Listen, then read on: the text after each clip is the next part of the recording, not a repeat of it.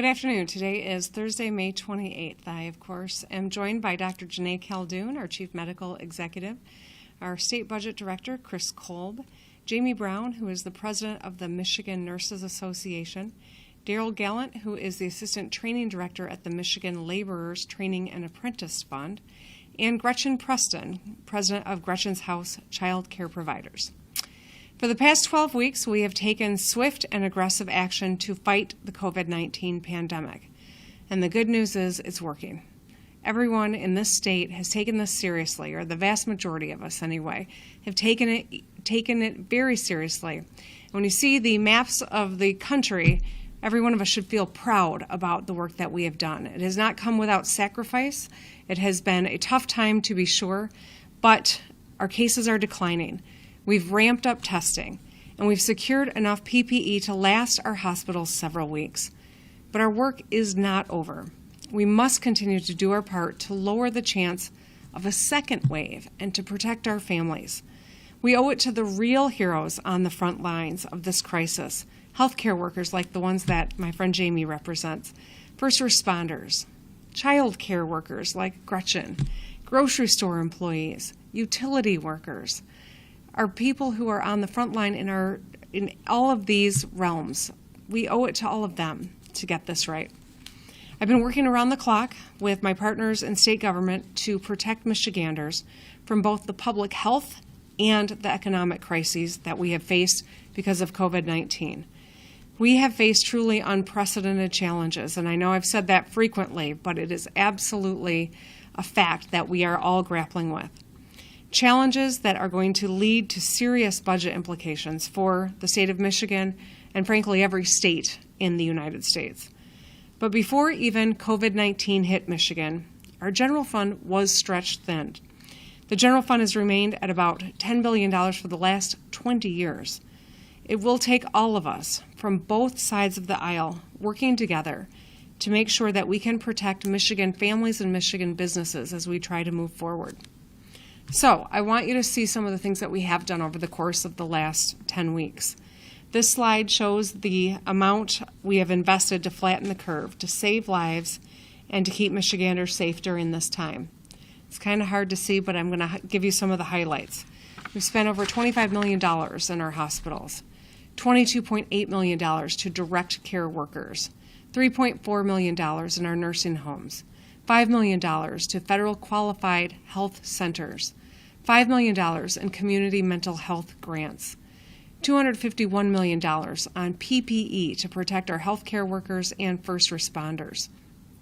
This includes everything from hospital gowns to ventilators to sanitizer to N95 masks and hospital beds. $101 million for child care.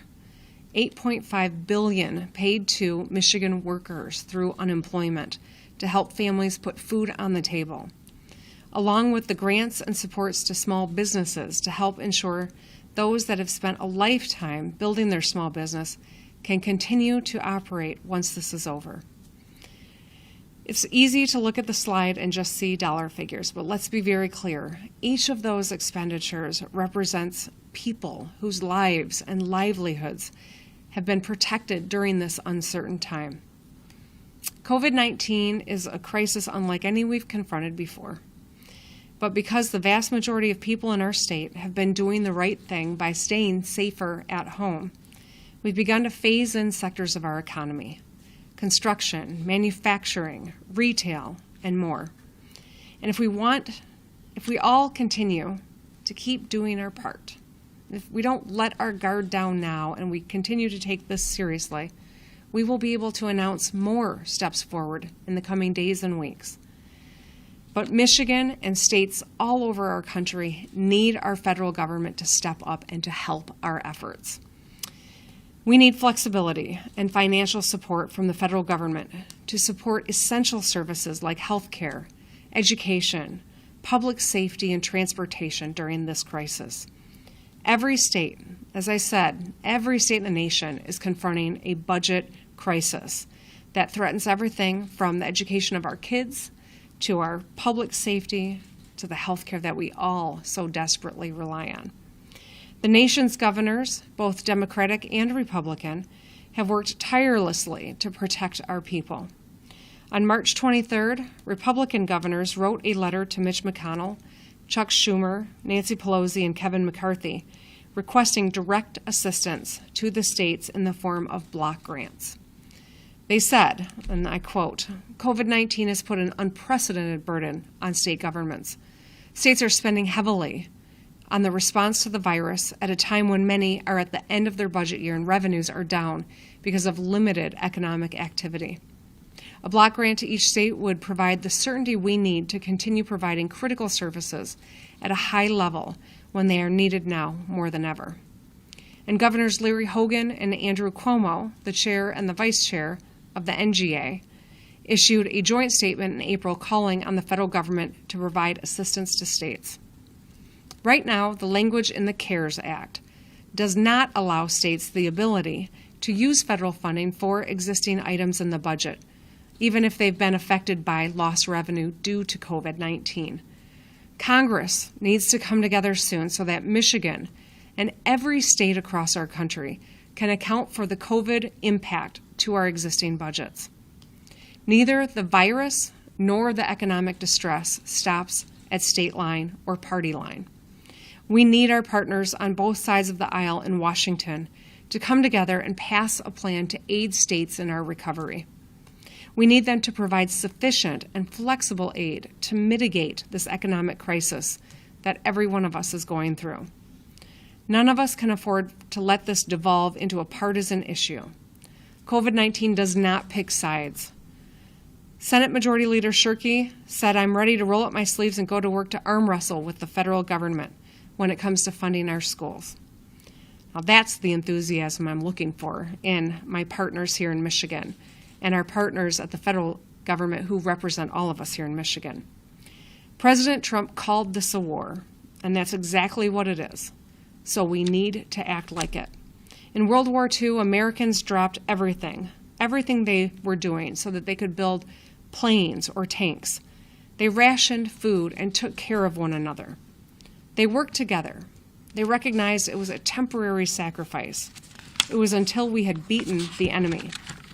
Our enemy now is not one another.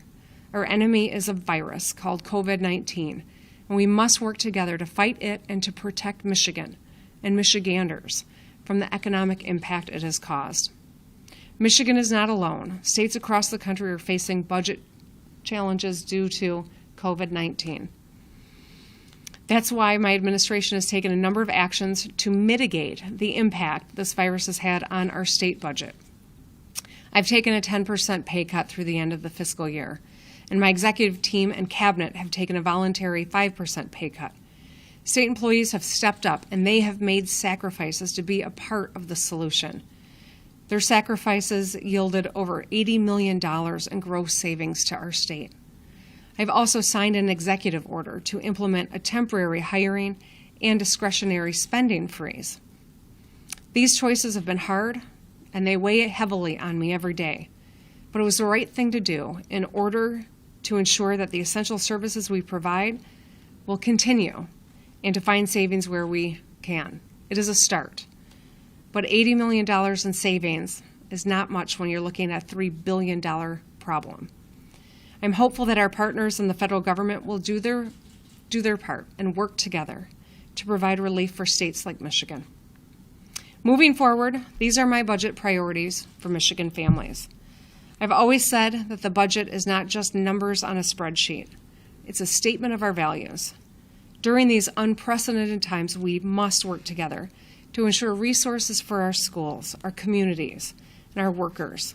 And that means prioritizing funding for school classrooms and literacy programs to help our kids get the skills they need.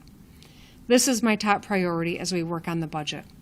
And based on his previous statement, I hope and believe the Senate Majority Leader shares that commitment. It also means funding police and fire protection to protect our local communities. It means continuing to ensure workers are safe when they go back on the job, paying first responders hazard pay for their critical work on the front lines, and extending unemployment benefits to those who will struggle to get back into the workforce. We also have a responsibility as leaders to protect the health and safety of Michiganders. Moving forward, I will work to prioritize funding for vaccine research at Michigan's research universities, continuing to support our Rebuilding Michigan bonding program to start fixing state roads right now and keep drivers safe, and paid sick and family leave to protect workers on the job. There's a lot we need to get done beyond the budget. Going forward, I'll push a policy agenda that prioritizes greater access to health care and high-quality child care for families. We'll support worker retraining through the Futures for Frontliners program to provide opportunities to our frontline heroes, the front line of this pandemic. This program will offer tuition-free college opportunities for the people who have risked their own health to take care of everyone else. It will help more workers acquire technical certificates, associate degrees at community colleges, and potentially bachelor's degrees at our universities once this crisis is over. A return to school plan that actually prioritizes the safety of our kids and equity in our classrooms. And we must support the small businesses that have been impacted by this virus. That means helping to implement changes they need to make in order to keep our workplaces safe. Means providing grants to small businesses that have been negatively impacted by COVID-19 and enhancing consumer protections that protect consumers' pocketbooks and public health. My guests here today will talk about the importance of these priorities for Michigan families, like high-quality child care. Our child care workers are some of the heroes on the front lines of this pandemic, people that often are overlooked. And yet they're working hard on our behalf because they're helping the front line go to work with confidence their kids are going to be okay. Daryl will speak in a moment on the importance of getting back to work on Rebuilding Michigan plan to ensure everyone can drive to work and drop their kids off safely. Over the past 12 weeks, I've dedicated all of my attention to protecting Michiganders from the spread of COVID-19.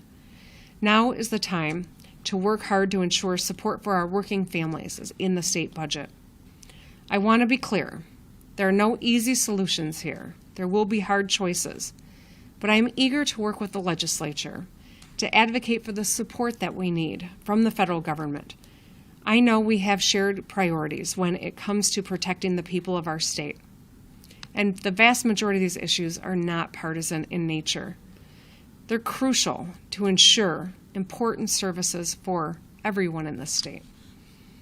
I'm ready to work with everyone who wants to help fix problems. We've got to do this right. So I'm hoping that President Trump and Senator Mitch McConnell will do the right thing and provide states like Michigan with the budget supports we need to protect our families. We can't do it on our own. We need a partner in the federal government. This is a crisis unlike anything we've ever seen. I know I've said that many times, but the enormity of this is substantial. I'm hopeful that our federal partners across the aisle in Washington, D.C. will take action to give us the support that Michigan and all states in our country need right now. It's on all of us to work together and to get it done. And with that, I'll ask Dr. J to come and address you.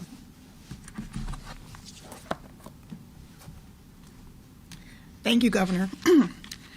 Today we announced 56,014 cases of COVID-19 in the state and 5,372 deaths. We continue to see reductions in new cases in all regions across the state.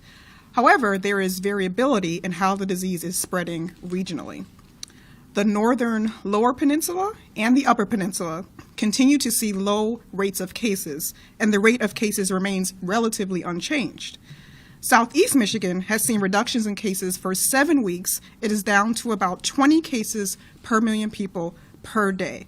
Most areas of the state have reached or almost reached this milestone as well.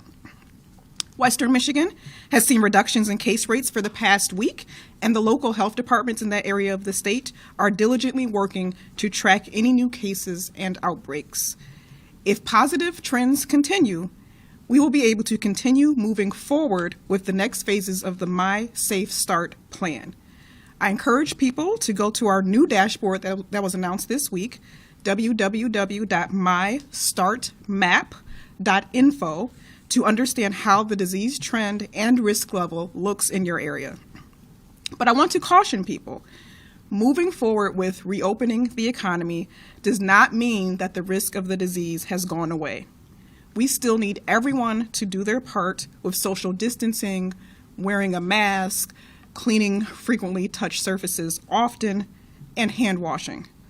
If we do not, this disease still has the ability to spread and to kill many more people, so we cannot let down our guard. As we slowly reopen the economy, we also continue to work to expand testing. We know that testing is critical to our ability to be able to understand how prevalent this disease is across the state. During the last week, the average number of diagnostic tests per day was about 14,400, an increase of 700 tests per day compared to the previous week.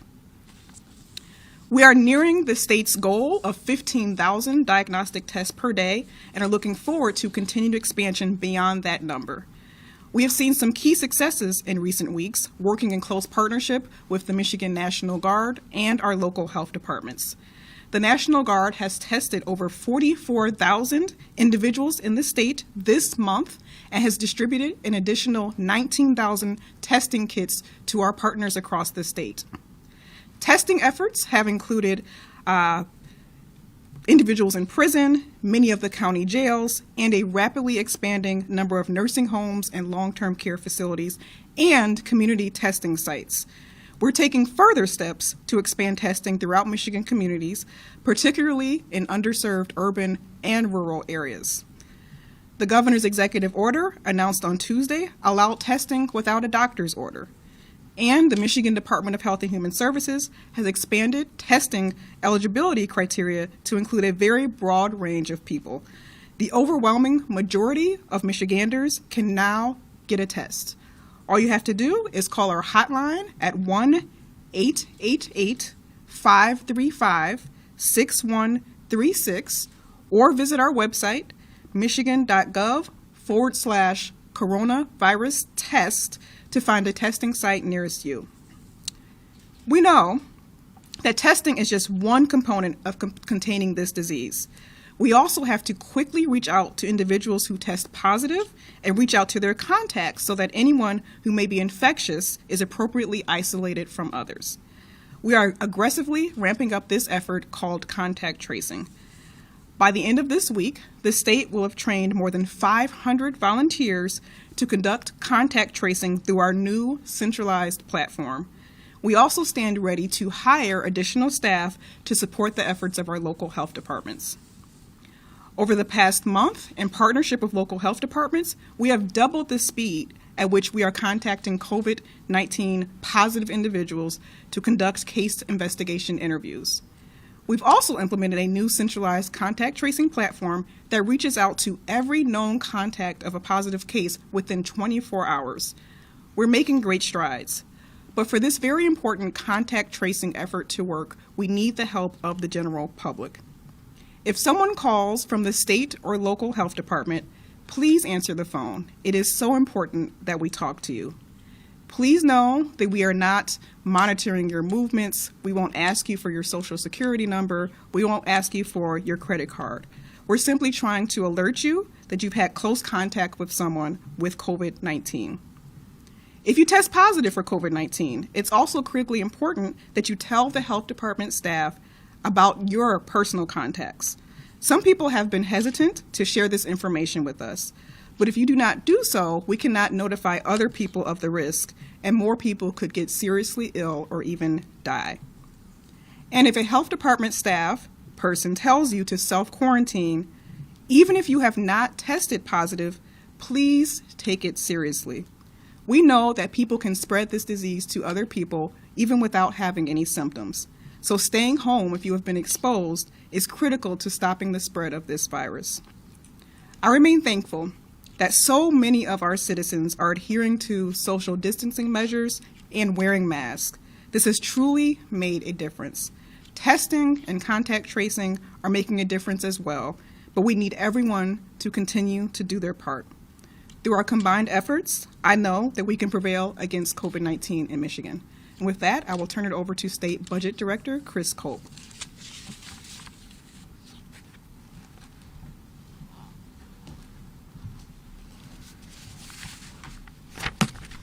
Thank you. 2 weeks ago, we reached agreement on economic and revenue figures at the Consensus Revenue Estimating Conference. Facing a $6.2 billion loss of revenue over the remaining of this year and next is not news that any state budget director wants to hear. But we knew that the COVID-19 would create tremendous challenges for the budget, which is exactly why we need help from Washington, just like every other state. Given the uncertainty in the economy created by COVID-19, we now have another revenue estimating conference planned for this summer. Another couple months of tax collections and economic data will give us additional information needed to finalize the FY21 budget. We know the legislature will have its own ideas on how to address these budget challenges, and I'm ready to work with them. But with a general fund that has been flat for more than 20 years, there's very little left to cut from state government without impacting essential and critical services and programs. Over 80% of the state general fund and school aid fund support schools, local communities, public safety, and health care. I believe that our legislative leaders agree that this is an unprecedented challenge, unlike anything we've seen in our lifetime. We will need to work together and find common ground to solve the budget challenges in front of us. I know that there is a statute that calls for a July 1st budget submission from the legislature, but I also know that we need information from our next revenue estimating conference and additional information from the federal government before we can put together a plan that makes sense, so the budget timeline is going to have to be different. You know, even before COVID-19, the spending pressures on the general fund were significant. Those pressures include a growing transportation earmark out of the personal income tax and inflationary growth in Medicaid costs. Right now, the language in the CARES Act does not allow states the ability to use federal dollars for existing items in the budget that are affected by the loss of revenue. Congress must come together so Michigan and all of the states across this country can account for the COVID impact to our existing budgets. The State Budget Office is already starting a comprehensive review of everything in the state budget, working with departments and agencies on various budget scenarios. We are forced to take a hard look at everything. But the fact of the matter is, department budgets are already skinny, and there's simply no way to cut our way out of this just by looking at state budgets. 3/4 of discretionary state spending goes out to other entities, as I said, like schools, local governments, healthcare providers. The state's rainy day fund currently stands at just over $1.2 billion. Even if we used every single penny in that fund, we won't be able to solve or close our budget problem. A broader solution is needed, and Congress must come together to provide it. Without more funding and more flexibility in existing federal funds, state and local governments will be unable to provide existing critical support for education, public safety, and health care. So let me close by saying that Michigan is a well-managed state with a good credit rating and a healthy rainy day fund. Our revenue shortfall is a direct result of COVID-19 and the economic toll it has taken. This is a 50-state problem. This is as bad, if not worse, than the Great Recession. And the only way we made it through that recession was with direct support from the federal government. We need them to step up again now. Rob?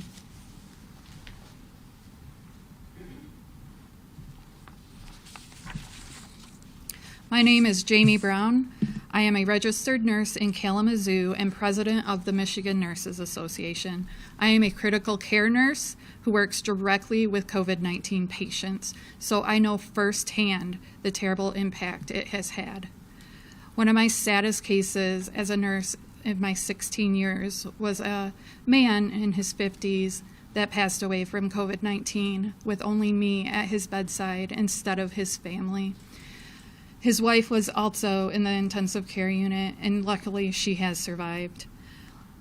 There are kinds of tragedies still happening every day in our state.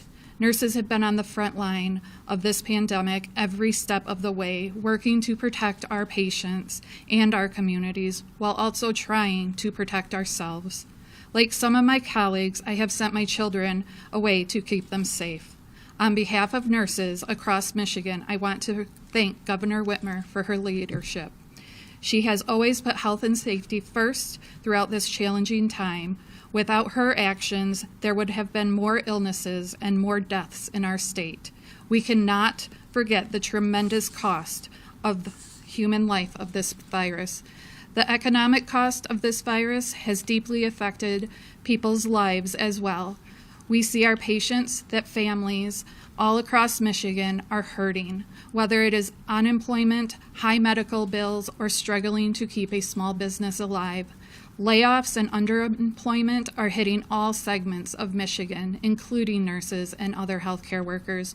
We have to use every resource to help working families recover from the economic damage that has hit our state. Anyone can look at the numbers and realize the state alone cannot fix this. We need the federal government to provide the support Michigan needs to get back on our feet. There is hope of putting people's needs first if the federal government will give Michigan the financial support we need. That includes funding for our healthcare system with the understanding that the government money will go to supporting the frontline workers who are our first line of defense.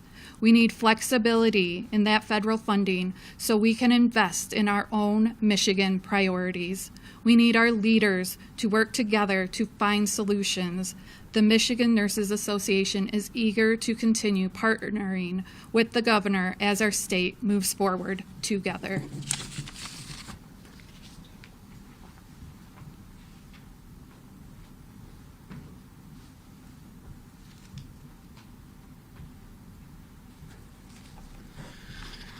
Good afternoon. I'm Daryl Gallen. I'm the training director at Michigan Labor's Training and Apprenticeship Institute. We're the training arm for the Laborers Union. We have an organization of 13,000 members in the state of Michigan, and we work hard at rebuilding this state every day. I spent the first half of my career in infrastructure repair and heavy highway work. And the second half of my career I spent at the training center, basically teaching what now is young adults and how to work productively and safe in construction. Currently, I help manage 4 training sites in the state of Michigan, and we train between 4,000 and 5,000 students every year. Prior to this pandemic, most of our training took place in a traditional classroom setting, so 15, 20 students in a class sitting literally a foot or 2 apart from each other. We know now currently that we can't do it that way. So then that was our challenge, what do we do? Can good come from bad, So we had to look at the situation. The pandemic forced us to think about alternative teaching methods. Shortly after shutting down the training centers, 2 of our big signatory contractors called me. They said they were wondering how to deal with the coronavirus outbreak and what they were going to do. We needed to adapt quick, right? We needed to learn how to train from a distance. We needed to teach our contractors what they needed to know how to clean and disinfect hazardous areas and what protocols they needed to follow to maintain a safe workplace. So we took action. We learned to use the different virtual classrooms like Zoom and that. And then me and my coworkers, we learned online training, right? So really quickly, we went out and purchased the LMS system, and we built 5 classes because we were like, we're having a conversation. Well, what do they need? What do our contractors need to work during the current pandemic? So we put together a COVID-19 awareness for construction class, an infectious disease control class, a bloodborne pathogen class, and a hazardous communication class. So then our contractors were able to go online, still maintaining social distance, and take those classes And those 5 classes provided the foundation for our workers to be able to go out, clean, disinfect, and work safely in construction in a productive manner. The governor is right. This call to the federal government to help support us during the crisis is important, right? We need to have the resources to repair our crumbling infrastructure. Nowhere was it more evident than the surrounding flooding in the Tittabawassee River, so I spent my Memorial Day weekend up in the village of Sanford. Not just me, we had 58 different, I had coworkers, contractor partners, apprentices, and volunteers out there. We removed and hauled off all the damaged property and debris from the failure of the dams, and that's infrastructure gone bad, right? But that disaster that resulted from the flood is only a small part of our infrastructure problem. Our union is proud. We have always stepped up in times of need to help our community, but we would much rather be working to fix our current infrastructure than spending time cleaning up messes after that infrastructure fails. I really do. I struggle. I have trouble understanding why we just can't try and come to an agreement on the age of our infrastructure and what we can all do to fix the problem. I think we could, and we have learned from the terrible experience that happened in Flint with the water lines, right? We know lead lines need to be replaced. Our roads and bridges have a life expectancy, and many of them are past their expiration date, riddled with potholes. But a lot of us take infrastructure for granted. A lot of people say out of sight, out of mind. The Flint crisis reminded us we don't really think about water lines. They're underground. We don't see them, right? We turn on the faucet, we get a drink. It's not that big a deal. But investing in infrastructure has always been a bipartisan issue. Our union has been proud to support leaders on both sides of the aisle. That we like to support people that understand that these investments create jobs, and those jobs are good for business. But fixing infrastructure takes a skilled workforce. Updating our infrastructure creates jobs that pay our residents a living wage and a decent career for their future. We do need help from the federal government to fix our infrastructure and to put people back to work. Every winter I get really crazy busy at the training center. We always have new generations, Gen Y and Gen Z, pouring in the training center, and they're excited about learning how to fix our infrastructure. We get disappointed, right, because the funding seems to go away. And all these young people that we train to go to work, the funding doesn't always materialize, and then they drift back to do what they were currently doing. So it kind of breaks my heart. But we're excited to work with the governor, and I'm excited to work with both political parties. We want to hammer out a productive solution to give hardworking Michiganders an opportunity for a career in skilled trades. We know that we can provide a decent wage, decent health care, and a pension where they can retire with dignity while rebuilding Michigan's crumbling infrastructure. And I'd like to thank the governor for the opportunity to share my thoughts today on fixing the great state of Michigan. Thank you. Gretchen?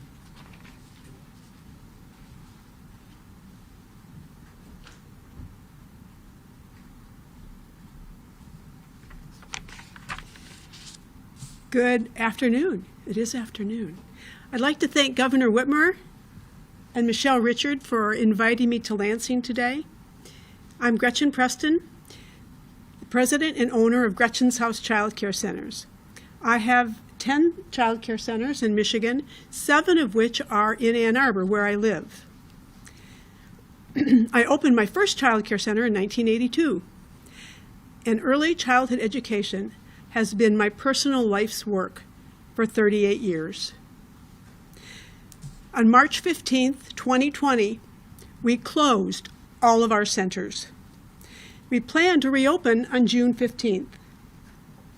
3 months is a long time to be away from our families.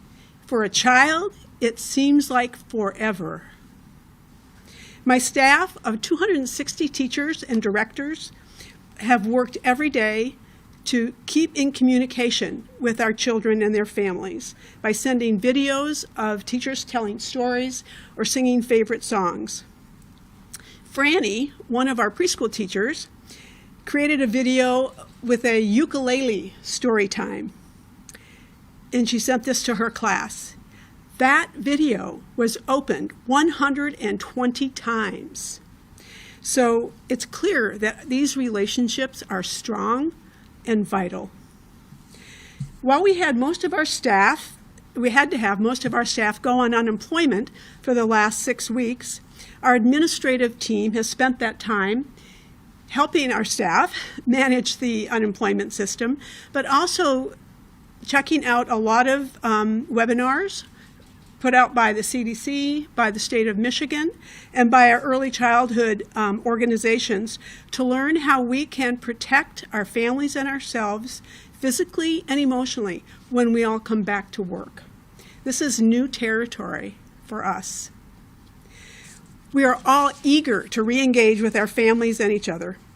Gretchen's House and me personally, very grateful to the funding sources that have been made available to us, the Payroll Protection Program, and especially the Michigan Child Care Relief Fund are lifesavers. This support is critical.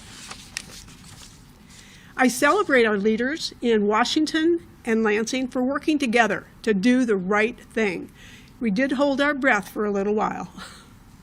Learning how to get along with others and cooperate is a skill that we work on every day with children.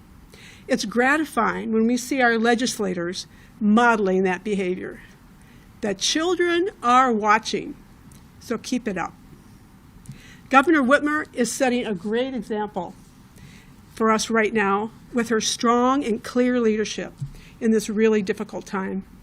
I look forward to seeing the changes that can happen in our state government to make childcare more accessible, affordable, and high quality. The monthly child care bill is often the biggest one in a family's budget. Amazing. Our early childhood system needs the same support that our public schools receive. And our federal government needs to give the state similar kind of support. That we know has to happen. I would like to think of our government as our helpers at this time.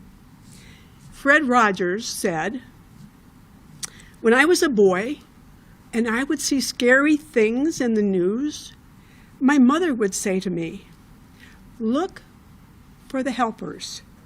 You will always find people willing to help.'" Thank you. Thank you, Gretchen. Well, we started with the Gretchen and we closed with the Gretchen. Gretchen, thank you so much. Daryl, Jamie, appreciate it. Director Kolb, and of course, Dr. J. And I particularly appreciate closing with a quote from Mr. Rogers. I love that. All right. With that, I think we should open it up for a few questions. Governor, a lot of people are asking why there hasn't been a ban on COVID-19 patients in nursing homes. Can you comment on that? So I clearly am going to hand the majority of answering this question to Dr. J. Obviously, we, like states across the country and other countries across the world, have been learning an incredible amount about COVID-19, it being a novel virus. The amount that we've learned just in the last 8 weeks is dramatically different from what we knew as we were watching the cases exponentially rise. With that, obviously, the clear indication is that our older people are more susceptible, and in congregate care facilities that is exacerbated. And because of that, we have taken actions to protect people in nursing homes, to articulate early on that we wouldn't have visitors anymore, that it was going to be monitored very closely. We took a lot of actions early on. Clearly, COVID patients being discharged from a hospital, we wanted to make sure that they had a place to go. And so as we have tried to address this so that we kept people safe but also give them a place to return to, we've had to strike a balance here. And I think, as we continue to learn, we continue to improve. And with that, I'll hand it over to Dr. J to talk a little bit more about our policies. Yes, it's been incredibly disheartening to see the number of nursing home residents who have gotten sick. Director Gordon, the director of the Department of Health and Human Services, spoke yesterday about our cases being 9% of cases and at least 23% of our deaths, and we believe that is an undercount. So what we've done is made sure that our nursing facilities, they only accept patients if they have the appropriate PPE or if they've been able to create a dedicated unit. We still have to do more work to get this right, to make sure that our nursing home residents have someplace safe to go, and we continue to work on that.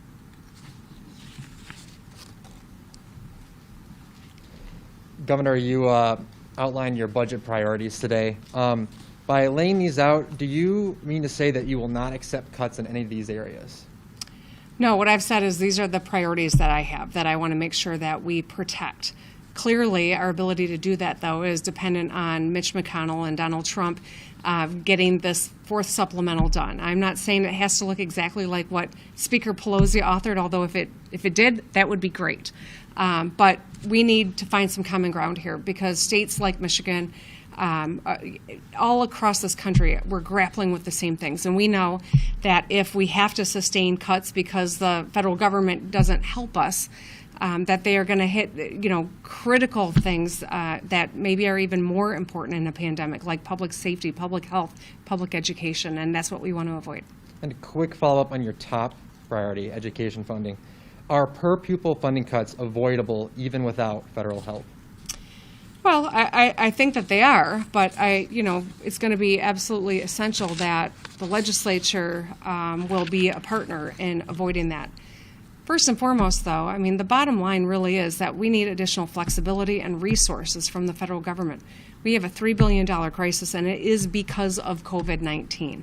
We're a well-managed state, but we are operating with the same kind of general fund that we had for the last 20 years. And we have unique needs that we have to meet on behalf of our kids, and that's precisely why it is my hope that the federal government will be an ally to states all across this country and help us make sure that we can avoid these potential tough decisions. Governor, you indicated a few weeks ago that you would wait till the end of the month to see if Congress acted on providing additional aid to the state to backfill those budget holes that we're going to be facing. What's the time period where you have to start making those cuts if we don't receive federal aid? We're almost at the end of the month. It's my understanding that they are poised to take some action in the next couple of weeks. That's what we're hearing. Of course, no one anticipated that they would take a 10-day vacation associated with Memorial Day. So right now they're not in session, and that's precisely why I think it's incumbent on all of us to keep our pressure, encouragement, whatever you want to call it, support for Congress to take these actions to support the states. It is, we saw the House convene and take quick action. It is now in the ball is in the court of the United States Senate. I am hopeful that my Republican friends from over in the Capitol are reaching out to their counterparts at the national level and encouraging movement. I've had a number of conversations that lead me to believe we may see something in the next couple of weeks, but until they act, it's still going to be dicey. So is it fair to say that you'll wait a couple of weeks before moving forward on making reductions and cuts? Well, what we're hoping is that the feds step up and give us the assistance. We need flexibility. I described the exact problem with the CARES Act dollars, that we are precluded from using them to address the holes that have been created because of COVID-19. We need flexibility and we need additional resources. If the federal government doesn't provide extra assistance, what kind of cuts are we facing to our schools, even with the schools being your top priority? We've heard the numbers from lawmakers, 800 to 2,000 per student. What are you seeing right now as you look at the numbers? Yeah, I'm not sure where the legislators have gotten some of those numbers, but here's what I do know. There are a number of different ways that we could go about making sure that there's not a proration. It is going to take working together to do that. The best way to ensure that that doesn't happen is for the United States Senate and the President to get this fourth supplemental done so that our schools and our families don't have to worry about whether or not the resources are going to be there to finish out this school year. Governor, with the Secretary of State offices reopening, using kind of the same logic, why not consider opening up unemployment insurance lobbies, particularly to help with people who have not been able to get their claims filed yet? Yeah, I appreciate that question. I think that, that's, as we look to offices, we are going to move in concert with what we're able to feel comfortable with the general public. The Secretary of State has made a determination in those offices. I know that they've got strict protocols and that she feels comfortable to do that. At this point in time, I think it is most prudent for us to continue to watch the data and to move when we believe that it is safe for the general public and the private sector too as well. In an email, a health department official said that your office gave the green light on the contract tracing agreement with Coalhouse that you later canceled, and another email showed that your communications director was aware of the vendor before the contract was signed. Who else in your office knew, and when did you know? I told you that when I found out about the contract, I told them to cancel it, and I found out about it after it had been entered into by the department. It did not go through the usual process, and that is a problem that we have fixed. With regard to my communications director, he's my communications director. He's an excellent communications director, but he is not a person that signs off on state contracts. So any interpretation from someone at the department that implied that that was a part of his role was absolutely incorrect. And was there anybody else in your office who was aware? I can't tell you. I can tell you that I did not know that this contract had been entered into by the department, and as soon as it became known to me, I told them to cancel it, and they did. What's your reaction to the Safe Salons for Michigan Coalition plan that they submitted as they look for coming up with a plan to reopen and saying, hey, if we do this, can we open? I'm grateful that these small business owners have come together to be a part of the solution. That is what we need now more than ever. I want more than anybody to keep turning the knob and get back into, opening up, re-engaging all of these different sectors of the economy. Anyone who implies that this is something that I don't want just can't even, speak with certainty, because this has been really hard on our state budget. And this has been hard on our people. This has been hard on our family budgets. It has been a stressful time. And I'm as worried as anybody about our economy. But I know that our economy will not be strong if we don't get the public health side strong as well. And that's why we've got to keep following the science. I am happy that this group of leaders came together to promulgate what they think are best practices. There's certainly something that we will examine and build into our plan where it makes sense as we re-engage. And just know that as people keep doing their part, wearing their masks, staying home, knowing that being home is safer, it's okay to go out. But be smart when you do. Wear your mask, stay away from others. The more we do this, the more likely and sooner we can take that next step. And that's what every single one of us, I think, wants. I'm incredibly proud of our state. When I look at how we rank compared to other states in this country, we have pushed that curve down. We have saved thousands of lives in Michigan. We have made it more likely that we can keep turning this dial and re-engage, which means it's a shorter economic pain. I'm not minimizing the anxiety that people are confronting, but the fact of the matter is we've got to keep doing the next right thing. And I'd be happy to work with this group to make sure that their expertise is incorporated in whatever protocols that we promulgate. Governor, have you given any thought on how to repair your relationship with the Senate Majority Leader? So, I was very distressed to see his comments on the Senate floor yesterday, to be honest. Not only were they just wildly inaccurate, but that was incredibly inappropriate, too. He has my phone number and could have called me if he had a question about the veracity of any of the statements or actions that I have taken or my staff, or even if he had simply listened to his own staff, he would have known that what he said was totally inaccurate. We have serious issues to confront, and to be successful, requires every one of us to stop politicizing what's going on and to focus on getting this right. I really believe what Michelle Obama said, which is when they go low, we go high. And so I'm not going to go allegation for allegation. He called me names earlier on. You know what I did? I sent him a cake. That's what going high looks like. I'm going to keep doing that in hopes that eventually his emotions will stop getting the better of him and he'll come back to the table and start to work with me to really make sure that we've got a great agenda that supports the economic rebound we all want to see. Governor, last question. Okay. Governor Snyder named 2 outsiders to a task force to look into what happened in Flint. Why not do the same with the Edenville Dam situation? Doesn't Eagle have an inherent conflict in investigating itself? So a couple of things. Number one, with regard to Flint, I mean, decisions were made to save money that were at the expense of people's lives. With regard to this dam, it is something that was under federal oversight for an incredibly long time. Private ownership that is, I think there's a lot to be understood about that private ownership. And the decisions that were made require a certain level of expertise to really dig in and understand all of the different machinations here. And because of that, we need the experts to be the ones to begin the investigation. Now, we certainly are opening it up so that FERC has a role here, so that the Attorney General's office has a role.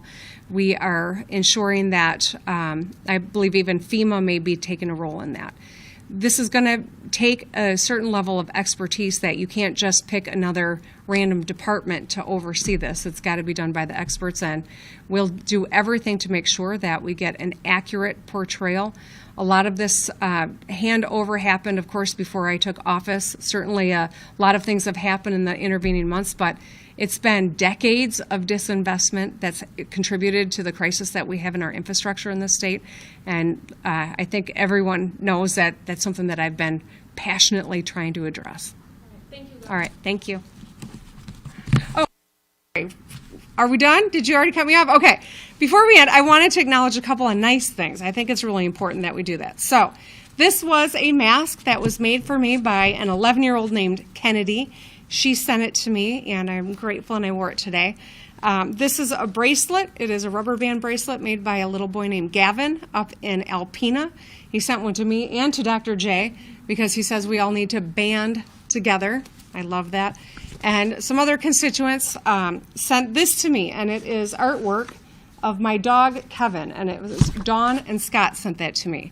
And so I just want people to know I appreciate you. I appreciate you, even if you don't agree with me. Thank you for everyone, the vast majority of you who are doing your part. You're making a difference, and I am proud of the work that we have done together. Thank you.